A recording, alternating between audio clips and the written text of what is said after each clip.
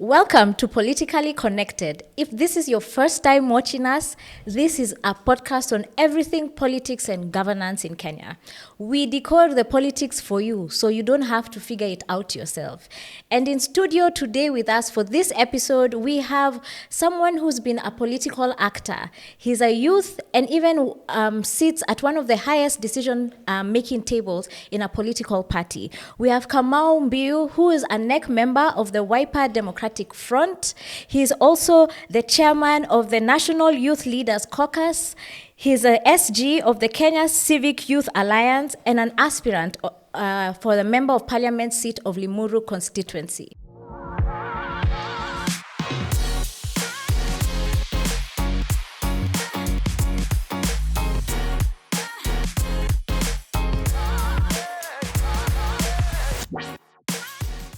Karibu sana Kamau. Thank you. Uko na titles mingi, hebu tuambia, tell us about the chairman of the National Youth Leaders Caucus. Kenya National Youth Leadership Caucus. So this group, it arose funny. It arose in 2023. 2023, we started talking about where do you want to go. So I started having small vijana from each and every county. So we started in Kiambu County. We had each and every young leader, and a representative from each sub-county. Oh, nice. So we grew. So we started as Kiambu Youth Caucus. So as Kiambu Youth Caucus grew to National Youth Caucus, but they were just young leaders across the nation. So we started talking, we started sensitizing on the finance bill now in 2024. Tukaanza kuisoma, tukaanza go through, we started even recording, we have recordings of us going through the finance bill. We invited people who understood, specialists in finance, in economics, so they explained very well about the budget, appropriations budget, the finance bill, and how it goes. So, and after everything, hapo tukaanza. Now we started with a joke, hii ni mbaya.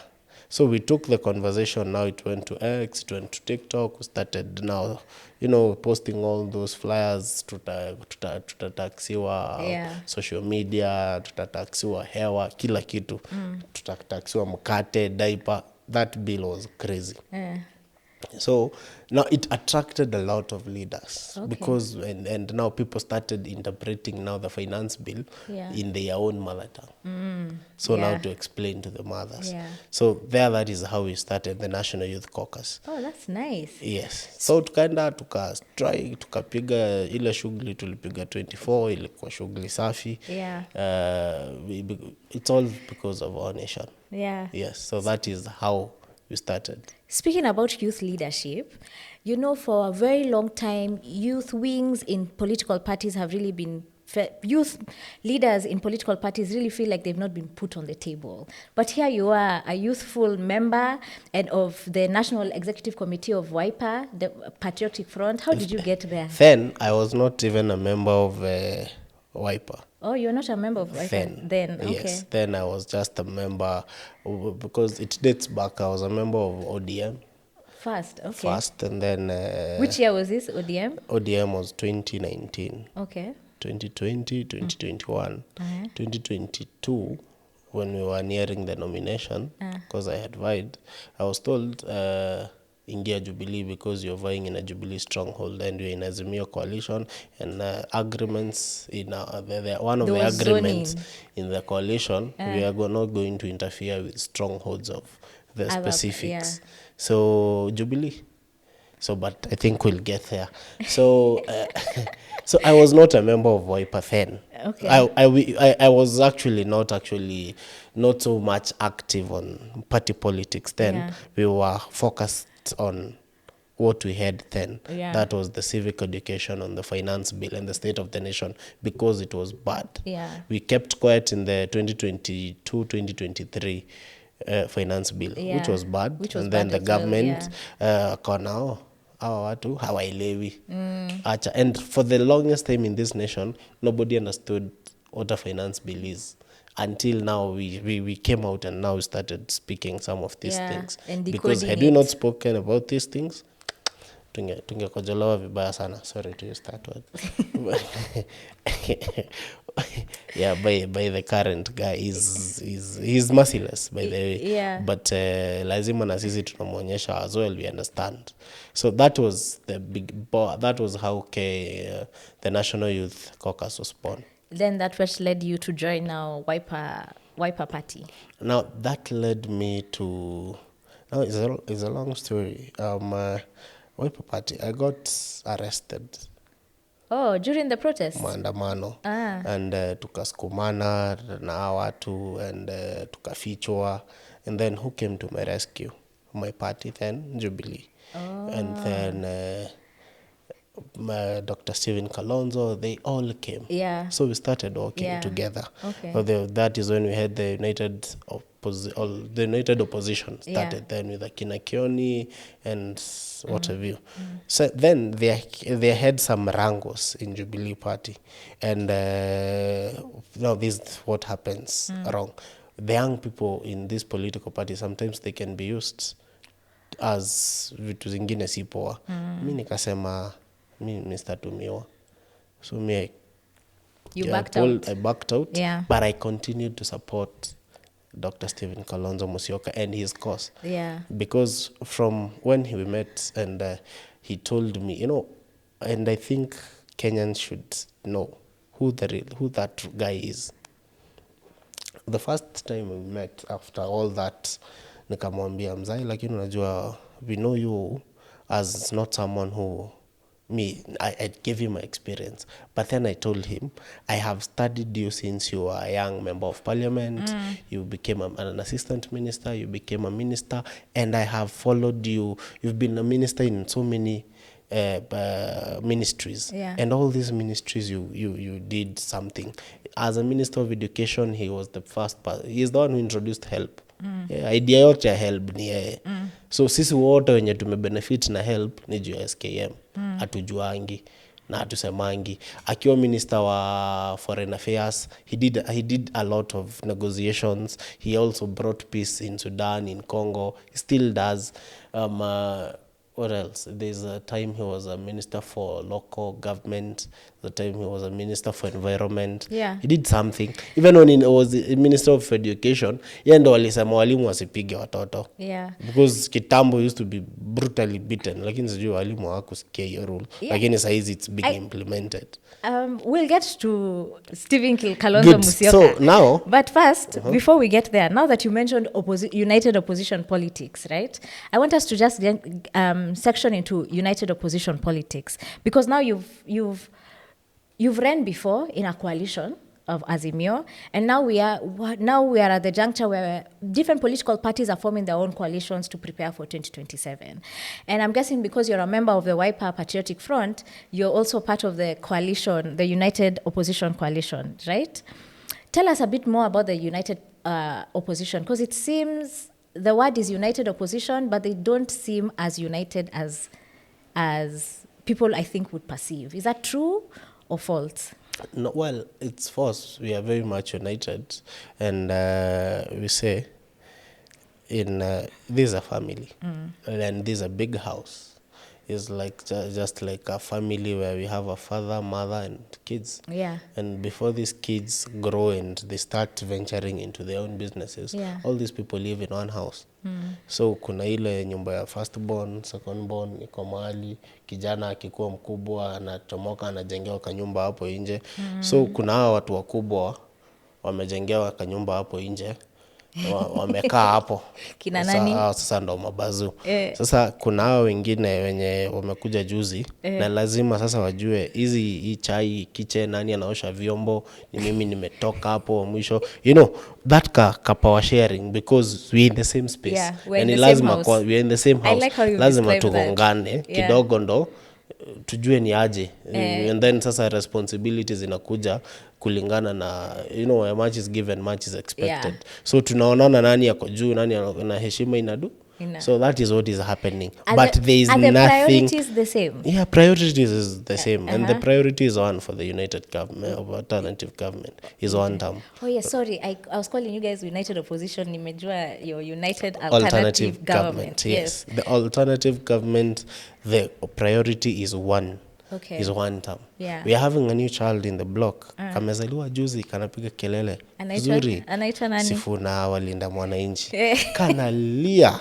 And you know, akaondoka last born. Sasa inaitwa aje, attention yote iko. So pia bado ako na room yake. Sasa ule lazima kwanza anatengenezwa vizuri. So all of them, na wote hata ulisikia Sifuna said the other day, it is not a must I run for president.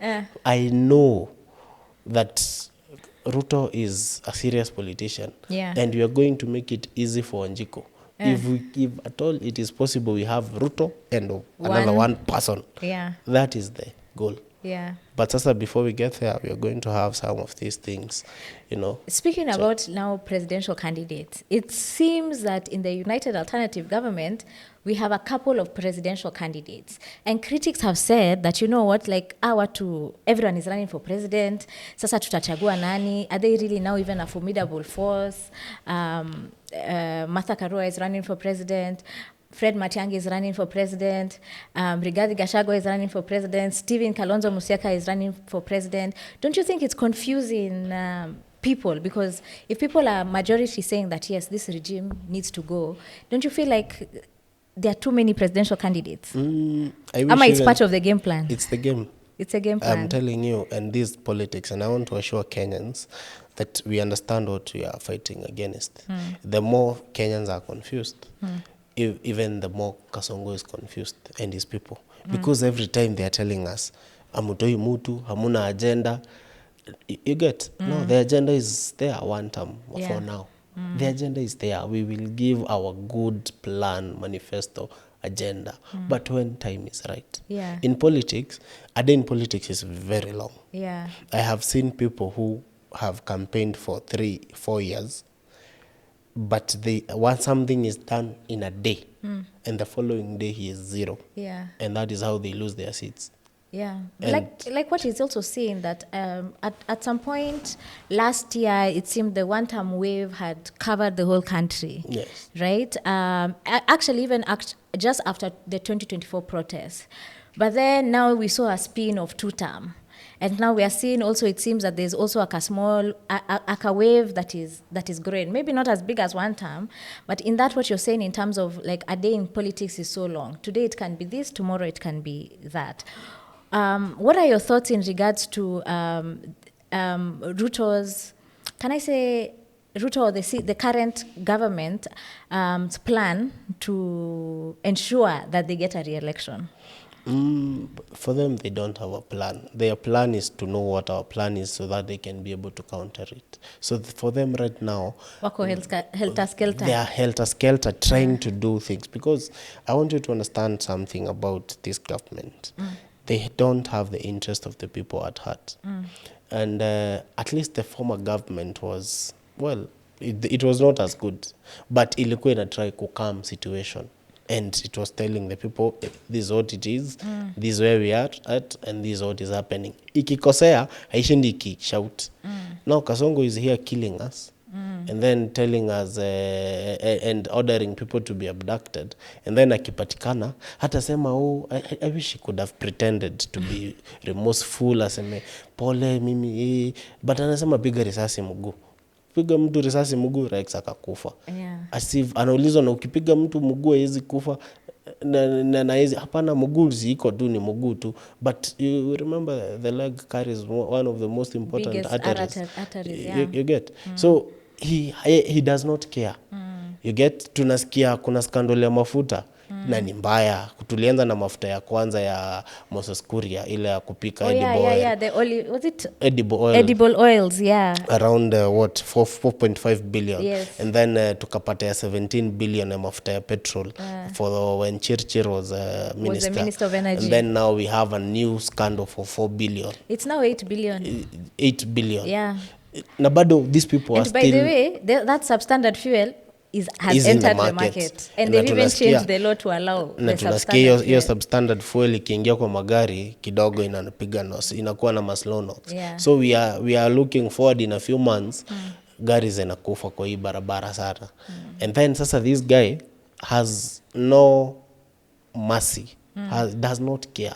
The same cabinet ministers wako hapo, the same ukitolewa ukiwa sijui cabinet minister, wewe ndo advisor wa president.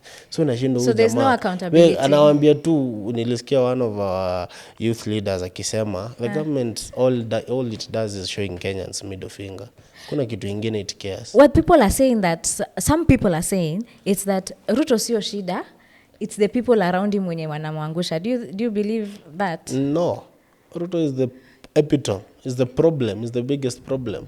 Because I believe, yesterday we were having a conversation with someone, and they said these people are almost the same, sijui huyu. Nikamwambia no.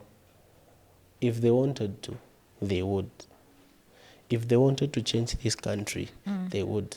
I love what Burkina Faso President Traore did. He first of all, and that is what we even now we are leading here, we have a summit, France summit here, because kule kwao wamekataliwa, wamekuja hapa, sasa anajaribu kanjia. So what we had, Traore did in Burkina Faso and what they are doing in Niger, Mali, Senegal, they first of all said, let us clean our house first.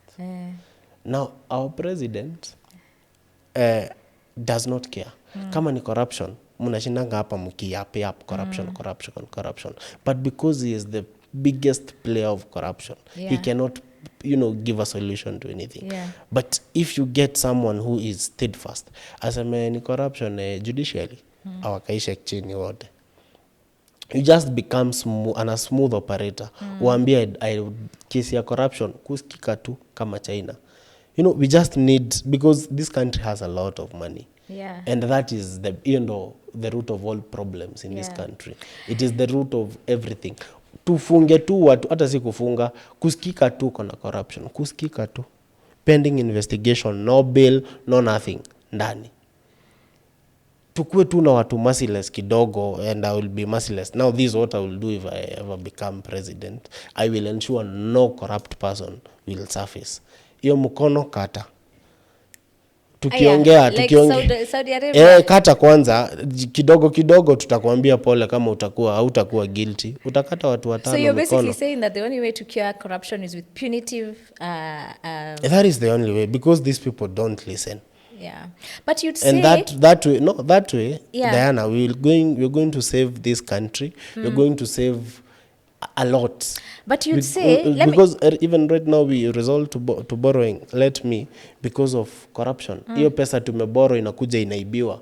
Tumeomba na bado ni sisi tutalipa. So I agree with the punitive, but the thing with corruption, it's not unique to Ruto's administration. I'm not supporting corruption or even Ruto, but I'm saying it's not been unique. Kibaki came when everyone was just so excited about Kibaki's presidency. And kidogo, Anglo-Lycian scandal. Sindio? Right? What I'm saying is, if they wanted to, they would. Because we're seeing people do it. How did Traore do that? So that's why I'm asking, that's why I'm coming to, is the problem the current political class? Because corruption has been there, at down to Moi days, Kenyatta days. It just seems to be this growing cancer that we are unable to fix. So there's this also push of drain the swamp. Yani, all these people are part of the problem. They've not been able to fix the problem. So wacha vijana watawale. Do you believe in that? The problem is not, the political class, but not all of it. Because not everyone is corrupt. That's true. Okay, in that political class, even when you're hapo. Like they've never been stayed. There are some who've not been stayed. We have Dr. Kalonzo, we have Mother Karua. These people are steadfast. Now wanaambiango hawana kakitu, but their conscience is clean. Because they have done, nothing. Now the biggest problem is the Kenyan voter. Sorry to say. Okay. The biggest problem is it? That is the biggest problem. The Kenyan voters. We are the ones who create these problems. Okay, because tell me one, we vote in these leaders. Yeah. They come this is also a problem that we face as young leaders. The last election, you can't do anything without money. Ile pesa uko nayo kidogo uwezi jibrandia, ufuel gari, uende upata watu. Sasa kule ukifika, wanataka uwape pesa. Na si pesa kidogo, na ni wote.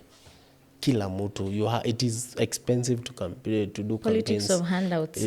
Politics of handouts. I can just come sit you down, give you my manifesto, give you my dream, and then tuonane kwa debe, bye. That one is hearsay in this country. We continue doing it again. Tunaambiwa wewe toka hapa, and some funny cultural mindset. The other time I was told huna bibi, huna sijui nini, and I was just 20. How do you expect a 23-year-old to have a wife and a child? And a child. Yeah. Funny things. Yeah. Now on top of which tunakula pesa. Unapata mtu an MP has spent 30, 40, 50 million. Yeah. Kutafuta kiti. The salary of that guy is 800,000 per month. Ukitolewa hiyo 800,000 per month per year, that is around around milioni kadhaa. Yeah. Out of those 5 years, pesa yenye utakuwa umelipwa ni 15 million. So basically these guys spend so much on the election. Yes. So they try and make it back in the 5 years that they have. In the moment wameingia in this power, in these offices, now that is where the deals are. So they go and spend. You want unataka kickback ya barabara, unataka kickback, the tenders, the government systems. Now instead for them working for the people, it works for them because they're doing business with the government. And that is why we have a president who is doing business with the government. There is no sector in this country isipokuwa bodaboda, na naona alikuwa anasema bodaboda zinekangwa mafuta taa. Hayuko. It's actually a clause in the Public Service Act that there can't be a conflict of interest. Lakini again, nakwambia tuliambiwa these people are showing us the middle finger. They know, but they continue to misuse. That is misuse of power and office. Yes. So now that we have even since 2024, we have more young people who want to run for office, including yourself. So now that we are able to diagnose what the problem is, maybe tell us, Kamau, what are you going to do different to make sure you can contribute in killing this culture? Because of course, one person can't solve all these problems.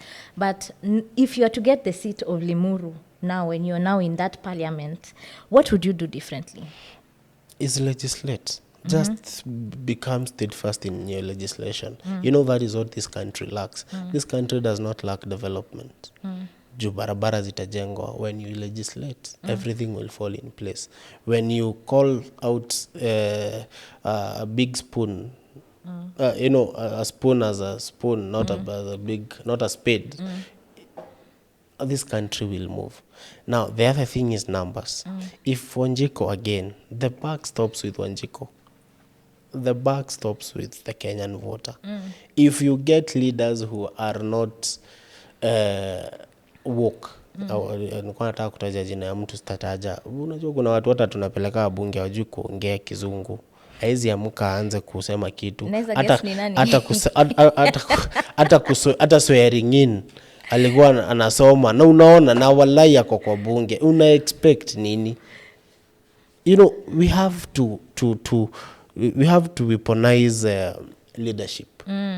We use it as a weapon, as a country, for development and securing a generation. I'm telling you, Diana, we would not be here if our forefathers, the Mau Mau, were not steadfast with what they did to send away the colonialists. Yeah. If they went into bed with them na hawakuwa steadfast, tungekuwa kama South Africa. Hii side inakuwa yenyu mnagongwa Soweto nyinyi wote. Na wengine sasa ndio wanakaanga Runda wazungu, but huku walisema nifagia yote. And that is what we want to do now. Speaking about colonialism, we have something that happened this week, which is the Africa Forward Summit, where we have, for the first time, that this Africa French Summit has been held in a non-French-speaking country. And it's been termed as a partnership of equals. But other people are also saying that this is just neo-colonialism. What are your thoughts about this new partnership between France and Kenya? Please let me. Give me a few minutes. Uko na mengi ya kusema. This, I'll call it nonsense. Because Kenya, we get excited with a few things, you know, to jinga kidogo. So here is France, a good country, well developed, okay. It's a country like Kenya. It is a country that played big part in colonizing so many African countries in the West. In the West. Some of them in Central. Yeah. And sasa amefungiwa kwote. Amefukuzwa huko West. Amefukuzwa huko West. Yeah. Nakwambia mbona wanafukuzana kule West? Kwa sababu wale watu wenye wako kule wanaona manze imekuwa noma jo. Yeah. Sisi wenyewe hatushibi. Yeah. Sisi wenyewe hatuna maisha mzuri. Watu wenye wako na maisha mzuri wanatutumia sisi, inaenda kuwafaidi na huko. Yeah. And that is when Traore said, you know what, enough is enough. What about our people first? Ni nini na nini mna mind, achaneni nayo. Tokeni huku. Nini tokeni huku. So those people ndo wakajua haya we can build roads. We can do some good agriculture. We can, you know, have something in between. Na kaliba madeni zo. Now they are running their own country first. Yeah. Whatever they have. Do you think that's theirs. possible for Kenya? The way we have such high Well, debt. it has happened there. It can happen here. We just need the right leader. We just need the right mind. And to say, kabedhe kama unaiba kufa. Kabisa? That is the Bible. Do you know? You get. So that is, now, let me finish. Amafukuzwa Senegal, Niger, Burkina Faso, Mali, Chad, huko kwote. Kukuja huko akafukuzwa hata Congo, wapi, akafukuzwa kwote. Now look at those countries. They are in shambles. I can tell you, Congo is one of the biggest producers of cobalt. Yeah, cobalt. Yeah, cobalt. Yeah, cobalt. It's used in also making phones. Hii simu Yeah. iko na cobalt. There are 8 billion people in this world. Yeah. Out of those 8 billion people, 5 billion or more have phones. And yet Congo is the poorest country. Hiyo ni kinaya. It has one of the most expensive minerals. One of the biggest forests. And it is one of the poorest countries. What happened to one first prime minister of Congo? That was what was his name? Huyo alichomwa na acid na CIA. Simkumbuki jina. The guy alichomwa na acid na CIA. Why? Because he started and Mobutu Sese is the one who ratted him out. Yeah. And he was the best friend. It was Koruma. I'll remember the name. Yeah. The guy after akaanza kuleta hizo revolution zimeletwa na huyu jamaa Burkina Faso. My friend alifungiwa kwa acid. Alichomwa na acid to make sure not even a single cell brain of his brain might spill out to someone. So why do you think Kenya is embracing France?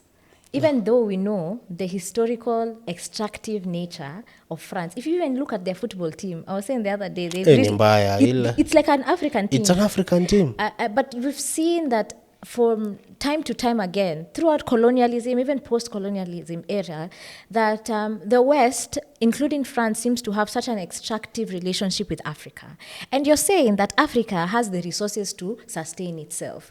But more and so we just seem to have this love-hate relationship between our colonizers. So what is it that Kenya is not learning from the history of colonization that it seems to be leaning? Remember, by the way, before even France, our president was in China.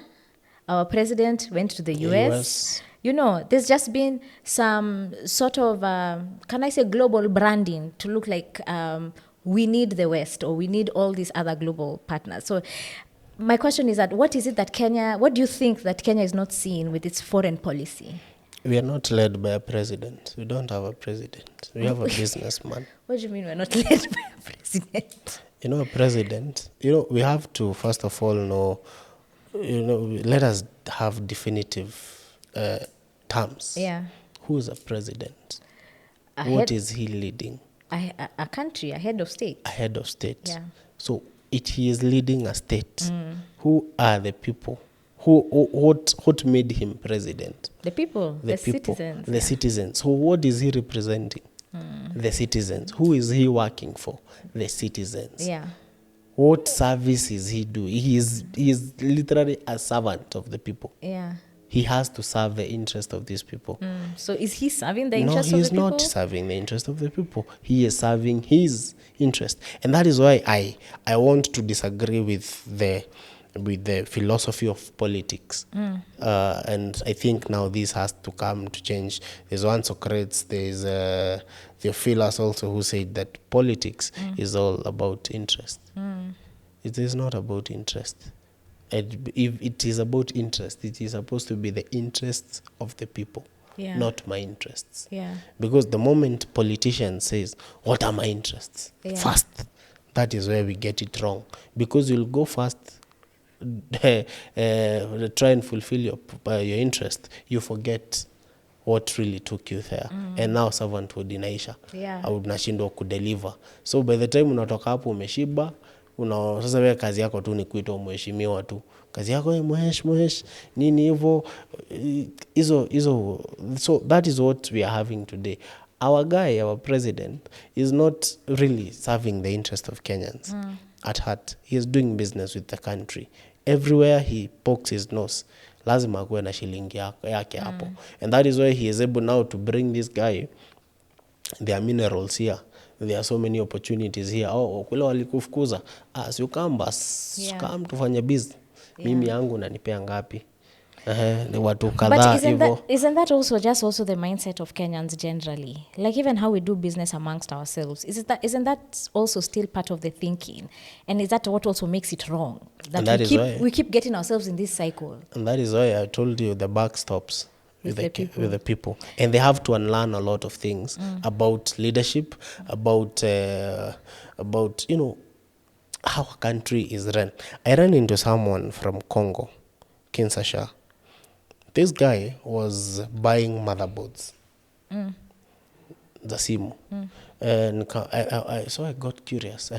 What are you doing with these motherboards? No, we normally buy them. He's kotumboka tu, a young man. Amekuja Kenya natafuta tu. Akachukua nikamza why unazipeleka wapi? Nazipeleka kwa manufacturer. Manufacturer anaangalia shida kwenye ni mbaya, anamaliza and then now ana refurbish, inawekwa kwa simu. Zinakuja kwa market. And so I asked him, why are you in Kenya? Akaniambia nimekaa for greener pastures. But you're from Congo. Congo is good. Akaniambia boss. Kinshasa na Kenya, two different worlds.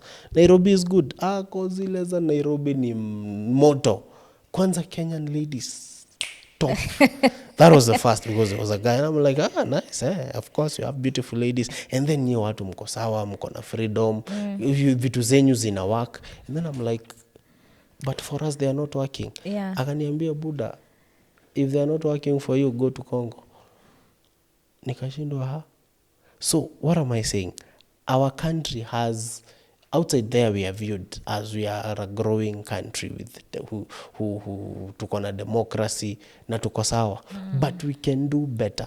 Now the problem with us, the good thing with us, we are much more exposed. And Kenya is a blessed country. One, spiritually, I'm a spiritual person. Even the positioning of Kenya, spiritually, Mungu ana respect Kenya sana. And a lot of things that happen in Africa and globally, Kenya has to be mentioned somewhere, at least. You get? It is, I wish people can know venye Mungu anapenda hii Kenya. Na sisi wa Kenya. Mungu anatupenda nikaa Yesu alikuwa Mkenya. Mimi nikaulizwa, mimi najuanga Yesu alikuwa Mkenya. Well, he's the but anyway, he loves everyone. He loves everyone. And whether it's Kenya specifically, I mean. Yes. So there are some of these things that us as a country we should not be speaking now. Wizi. Watoto kukosa education, watoto kukosa kukula, yani we don't have affordable health. Now this date and era, ati mtu anakatalia kwa kiti ama ati mtu question, if I ask you a question as a leader, I result to be to be taken out and I'm missing. Yeah. If I resort to exercising my chapter 6, you're jailed. I protest, I am jailed. Just because naekelewa tu makosa tu ni, yani I'm blackmailed. I think we are past that, and for us to, so that seems we have room for growth, and Kenyans are the backstops with them, and I'm happy at least now we are growing. Even the younger generation, 75% of the Kenyan population, it's growing, and I hope we are far from over, but in the next 5-10 years we'll be good. So you see that there's hope? No, there is hope. Because what we saying, did in 2024 tulikuwa tulianza hiyo story na kwa mtandao, watu wakasema you guys are mad, ati mnaenda wapi bunge? Babangu alikuwa niambia wewe kichwa yako si mzuri. Nikamwambia haya watu wenda wazimu ndo wanaongozanga nchi. And that is what we did. I was in one of those protests actually on that day of 25th, na tulikuwa tunakuja na Valley Road. And this is 10 a.m. Tunakuja na Valley Road, and they had put cops just over there, Serena. So anytime we try to enter town, tear gas, we are pushed back up.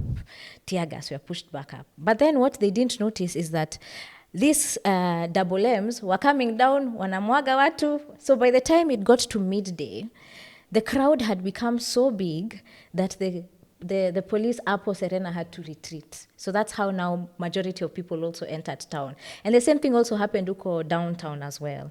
So I witnessed that awakening and that sense of urgency of young people, right? But then you've mentioned also something that even though when we have this urgency, sometimes even in political parties, youths are there's negotiated democracy, you know, like sasa kama wewe, I mean after 2024 umesema, you know what, I'm going to try again and run for member of parliament of member of parliament of Limuru constituency. But then, you know, there's your party can want to give you the ticket, and then the party enters a coalition, and then in that coalition there's also negotiation. Do you think that will happen again in this, or how are basically what I am asking, is this form of multi-party democracy really working for us? No, it's not I'll working. be honest, because I told you 2022 I was part of that zoning. I believed in Baba Raila Amolo Odinga for the longest time, and his mindset of democracy. So, and me, when I believe in you, I will want to be fully in. I don't believe what people will say. I was with ODM, and once I remember I went to campaign, and I come from a deep cultured place in Limuru, where we have deep Kikuyu men. They said in Kikuyu, wewe muruwe. What does that mean? So, you know, when you say understand Kikuyu, nilizoka nimetairi. Yeah. Kwa nini? Because you support Raila? Yeah, when they perceive Wajaka, well, that is what they perceived then. Yeah. And that was so rude. I to date I've never forgiven that man. The other day he called me for harambe, and I told my father he haziendangi harambe, zienda anything.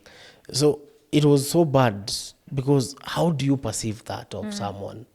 And this guy has fought for the democracy of this country. That man has no brain to think for himself that what he is enjoying is because of that old man he is trying to say. And he does, some of them, they didn't even think what that man went through for the democracy of this country. Yeah. So I had, you know, some of these challenges as young leaders. Yeah. So nikaambiwa na Sifuna, sasa hapa kitakuramba, either uingie Jubilee ama uchicken out, utoke. So that's why I'm asking, will this happen again? Nikaingia Jubilee. Tukaenda, I was against that one candidate, Mwadhi. Mwadhi was the chair of national security in parliament and the current member of parliament. Na chama ilikuwa ya Bazu, na ni wachamu ya Bazu, na Bazu ni ya rais. So nadhani hapo ningestand a chance. So kukasemekana hata kuendwi nomination. Direct ticket. Sasa kukasemekana kuendwi nomination kule ground, ni musikizane. And that one happened across the whole nation. Okay. We went for you know, negotiation. So if you're close to the party organs, the heads, so you're the one utapata ticket. And that really messed Jubilee up big time. because in 2022. In 2022, because that is why they have a few members of parliament today who are not also real, because they were also bought by the government. They didn't get the real organic people, so they got people who are bought, who bought their Like- way to like the top. proxies. They got people who bought their way to the top. Na kuingia kule bado they were bought. Yeah. But if they got people who are organic and loved by the people, hao watu wangeenda kusupport Kasongo. Kwa sababu hao watu walinominatiwa walisema mimi nimejiweka hapa. So kule kwetu tukatolewa nje. So Now that's happening right now. Again, I don't know. Sometimes I think I am not, no, but it's okay. Not, I won't use that word. It's the nature of God. I find myself not in the right party for our people in our region, but I don't believe in that. wait, hold up. Umesema, like your people in your region may perceive that you're not in the right party. Yes, Because Wiper now is perceived as a Kamba party. Uh-huh. And which is not the case. Wiper is a national party. It has members of county assembly from Kisii, from Wea, from Garissa, and more majorly from Kambani. Yeah. But it is not about Wiper. It is about me. You get? And that is now the problem. Again, the buck stops with Wanjiku. Hawataniangalia mimi, wataangalia chama.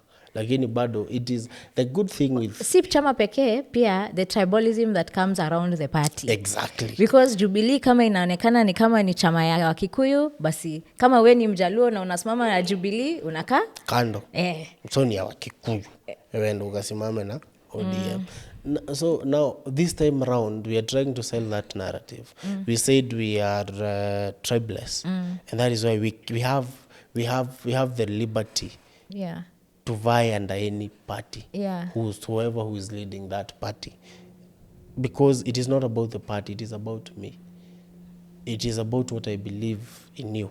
The party where I am with, I am just there. I am there because I relate with the ideologies of that person. I'm very not happy as you a said Kamba that. person, but as a leader. That guy is a statesman. I'm happy you said that. You get? Yeah. I am there because I relate with the party organs and the structures and how they can benefit the country, not the Kamba region, but the people of Kenya at large. And he's someone who has been there for a long time. Yeah. Now, and that was way before Gachagua was even was impeached. Yeah. And even Gachagua last time he did the same. He said, you know what, man, this party shenanigans tuachanini nayo. Si tu support huyu jamaa wetu, si ni Mkenya. Hakuwa anaitwa Kamau, hakuwa anaitwa Njoroge, tukimchagua. Why he was elected by 4 million people. I have a very controversial thought in terms of whether William Ruto was elected, but indeed he did get the instruments of power. He got. Let us, I also have it, but kwa sababu tuko hapa inatulifika tuseme kwa sababu zilipeanwa. But also, let me tell you, he might have not been elected by other people, by majority, lakini watu wa mlima walimpea kura. Hata tuongee ukweli bwana, hao watu wa mlima hapa kwetu that's true. Waliimba like, togo kila tene hii walikuwa wanaimba, wanaona akilia, wanasema bwana huyu ametumwa kutoka mbinguni, ni yeye huyu. Kwanza analia, wanasema woi roho amemshika. And now sasa ni sitasema hiyo jina, but they can see. You get? Now that is the problem with our people. But now I know they have learned. Acha Mungu abaki mbinguni na ametupea decision. That is in the book of Isaiah. Our God has given us the choice of decision making. But in every decision you make, you know that choices have consequences. Sasa they made that decision. Let them live with the consequences. Let us live with this guy. Acha waone hivyo. Ndio next time hata hiyo wenye hawakutokea, because a good number also didn't vote. Watatokea wote. Na ukikosa kutokea arudi, my friend, hiyo ni miaka ingine 10 of kufinywa vizuri. Na ujue saizi watakuwa in his last term. So my friend, you can imagine if at all he is doing right now and he is seeking re-election. Na kama hata seek, atakula kila unacheza na jamaa ni fire. Now that as we come, I hear what you're saying, and I like what you've said in the beginning of your last sentiments in regards to party ideology, and that perhaps people need to look at aspirants based on what they can offer the people, and not really the political parties at bank. You also said that you perhaps don't agree with the current version of multi-party democracy, because there's a lot of consensus and negotiation that really blocks a lot of good and servant leadership candidates out of the ring. And so now I'd like you to just give us your closing remarks for someone who is either thinking of running, or for someone who's confused on who to vote for, and for someone who's wondering, why should I even get involved in politics or even think about politics? Why should it matter to them? Well, with the new current form of coalition we are having, I wanted also to clarify on that. Because this messed the former coalition. Yeah. This one we have been assured, and we are assuring people and aspirants and leaders, because also we care about these aspirants and leaders, that there will be no zoning, only on specific areas. Yani nyinyi mkiagree, nyinyi wa leaders go and agree. If you agree, well and good. If you don't agree, watu walipatana kwa debe. And a good example is here. What do we call this? Kalau. Yeah. Jubilee is fielding a candidate. PLP is also fielding a candidate. Yeah. This DCP is fielding a candidate. Yeah. Let the ground ndo itasema. If you believe in yourself and as a leader, omundu kwa omundu ingeni kwa ground, muonane. That is it. Let me just say, these leaders. I agree with that. But then also, if you look at it in terms of politics, that's how sometimes you can let the opponent also win. In terms of, we have 3 united opposition candidates, and then now we have 1 broad-based candidate. No. That is a that is a bad. I think everyone. That is a bad perceived. That is a bad perceived mindset, because if at all, Diana, I like your ideology and you as a leader, and I want you. Hata ukikuja na chama gani, I will come vote for you.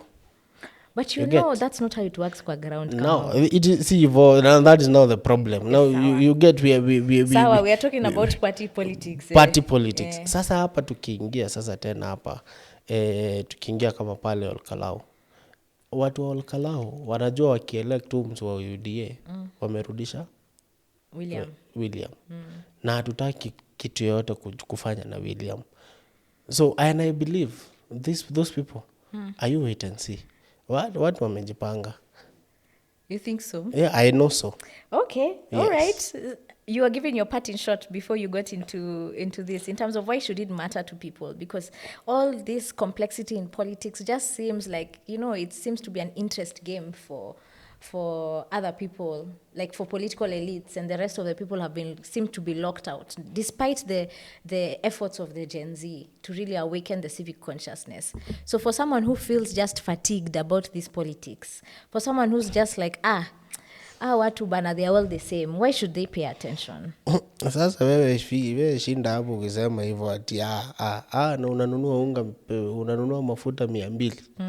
Wewe ndio unasema mimi si wa siasa, wewe si wa siasa, mafuta ni so.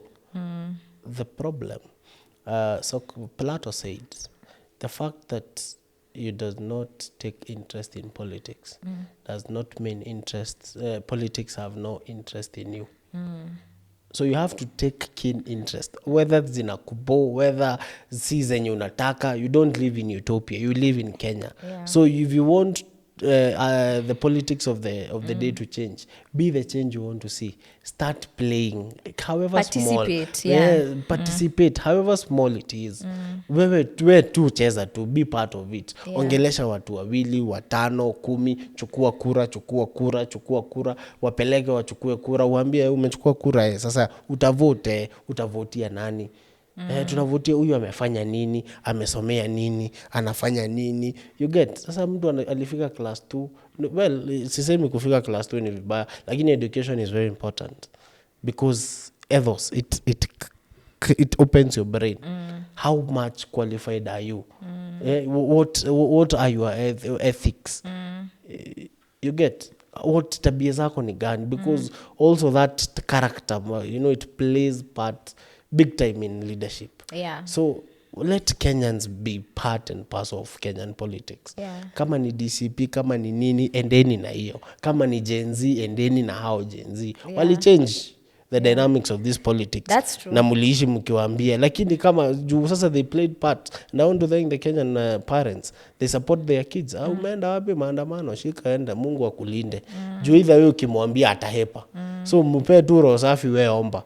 And some went and majority came back. Others didn't come back. But they were supposed to come back. Yeah. Because we don't believe in, in killing people. And that is why we have to say, ata, and this is my belief, akia Mungu atakasongo akuwe msafi aje, atengeneze barabara zote, aeke shule zote, kila kitu ifanye kazi. And he did not value human life. Yeah. Mimi will only believe in him, watu wote wakifufuka. Well and good. Well, that wouldn't be possible. That is impossible. Yeah. So he has to go. Yeah. And he does not value human life. Yeah. Mtu anachukua, and then not just human life. Siheri tu okay, sitasema hivyo, but siheri tu, this is the future. Yeah. Mbona unaua mtu hata ajiju, ajaoa, anything. They have not enjoyed life. Why? Na wanajililia ndo so that they can be able to enjoy life. Yeah. Why kill? Yeah. Not once, not twice, not 3 times. He killed in 2023 tukivaa sufuria kwa kichwa, akaua 2024, akaua 2025, hii mwaka bado anaua. Kwenda huko. I can feel your anger. Yes. And I mean, what you're talking about are very aggravating situations. But we can talk on, and unfortunately, we've come to the end. So we hope to see you again, Kamau. Please, this time, you'll tell us about Limuru and why you want to vie and just all the other things that are happening. Let me tell you something about Limuru as we wind. Limuru, for the last 20 years, we have had 2 leaders. Yeah. Peter John. So they interchange. Peter akakuja 2027, John akakuja 2013. Peter akakuja 2017, John akakuja 2022. Sasa Peter anataka kurudi tena. So, and I even have a picture of Peter akinipea present nikiwa class 7. Prize giving. And let me tell you, go to Limuru. It is one of the most undeveloped sub-county in Kiambu County. We are just next to Kikuyu, Kabete. We are surrounded by sub-counties which have grown. And Limuru is the hotbed of Kenyan politics. Yeah. I mean, the first party leader of KANU, James Gishuru, was from Limuru. Alipatiania hiyo uongozi Brackenhurst in Limuru. So, politically, Limuru is very big. We have had Limuru 1, 2, 3. Yeah. That is where decisions that lead that align the Kenyan politics are made. And then sasa tuko na tu Peter John ni wazee. Like the current MP right now is 75 years old. Na bado wanataka tena. You mean the buck stops with the Kenyan people? Acheni jokes. Mi kijana mdogo amesoma, amemaliza, anakuja hapa mnamwambia ati hana bibi shwali. Bibi yangu ni anakuja kuongoza. You know, it is me and my things. Let us tuongee tu kweli, tushikane. Let us change our town. Yeah. Yes. So we will come and delve more in it. Yeah. But So now you're telling the Limuru. people of Limuru, enough of Peter John, now we want Kamau. Yeah, enough of Peter and John. Now we want Kamau. Yeah. And me, I just want, if I'll not change anything in 5 years, send me away. Unataka tu one term. Mi nataka, kama sitafanya kitu na term ya kwanza, wanitume nyumbani. Kama sitakuwa nimedeliver 90%, wanimakie hivyo ikose kufika 90, ikuwe 88%, nienda home. Yeah. Yes. All right. Thank you. Thank you so much for coming. Call me again. Yes, we'll definitely come. We have so much more to discuss. Yes, so much. We haven't even gone to, I wanted to ask you some questions in regards to who you think would be the United Alternative Government flag bearer, but before you say according to me. So there you have it from Kamau Mbiu, who's a NEC member of the Wiper Patriotic Front and also an aspiring member of parliament for Limuru constituency. And he said some very bold things here on this podcast, including what is this regime's score in regards to human dignity? What is the cost of life under the William Ruto regime? So asante sana. If you guys are watching us for the first time, make sure you subscribe because we have so much in store. And Kamau here said he's coming back. And if this episode made you think about politics, made you have a different perspective, please share it with your people around, and let's all get politically connected. So till the next time, see you on a screen near you. One time.